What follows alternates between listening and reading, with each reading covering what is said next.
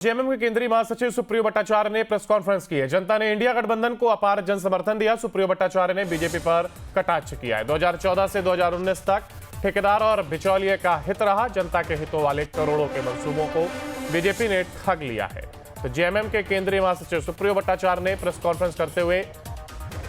अपनी बात को रखा है। सबसे पहले तो मैं अपनी पार्टी की ओर से राज्य के चौथी बार जो मंत्रिपरिषद के मुखिया के तौर पर माननीय मुख्यमंत्री हेमंत सोरेन जी को धन्यवाद देना चाहता हूं, उनका अभिनंदन करना चाहता हूं कि कल के मंत्रिपरिषद में जिस प्रकार से उन्होंने इस राज्य को अगले 5 वर्षों के लिए आगे बढ़ाने के लिए अपने सहयोगी मंत्रियों को जो सलाह दिया, जो एक पथ प्रदर्शन किया, वो हमको लगता है कि एक नायाब आयाम को स्थापित किया है।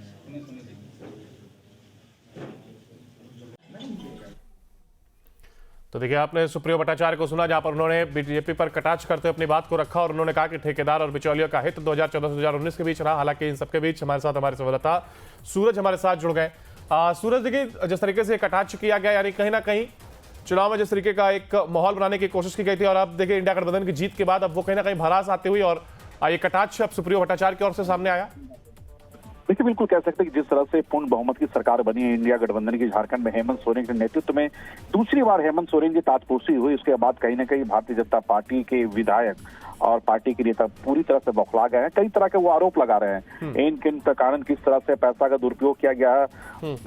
इसके अलावा जो सत्ता के किस तरह से दुरुपयोग किया गया है, इस तरह का कई आरोप लगा रहे हैं भारतीय जनता पार्टी के नेता। लेकिन जिस तरह से पूर्ण बहुमत की झारखंड में इंडिया गठबंधन की सरकार बनी है, ऐसे में 5 साल हेमंत सोरेन के लिए बेहद खास है, क्योंकि 5 साल में जो वादे उन्होंने किए हैं झारखंड की जनता से, उस वादों को कैसे पूरा किया जाएगा, इन तमाम मुद्दों को लेकर लगातार वो समीक्षा भी कर रहे हैं, बैठक भी कर रहे हैं, अधिकारियों को निर्देश भी दे रहे हैं। तो ये कह सकते हैं कि जिस तरह से फिलहाल इंडिया गठबंधन की सरकार झारखंड में एक्टिव है, काम कर रही है, उससे कहीं ना कहीं इन तमाम चीजों को लेकर बीजेपी के नेता भड़ास निकालने में लगे और इस तरह के वो बयानबाजी कर रहे हैं।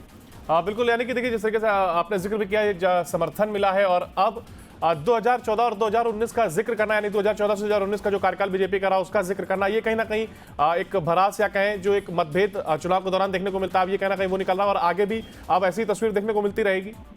देखिए, बिल्कुल आप कह सकते हैं कि जिस तरह से रघुवर दास की 5 साल की सरकार रही है, 5 साल के जो कार्यकाल रहे हैं रघुवर दास के, जिस तरह से 5 सालों के बीच जो काम हुए हैं, उस काम की जो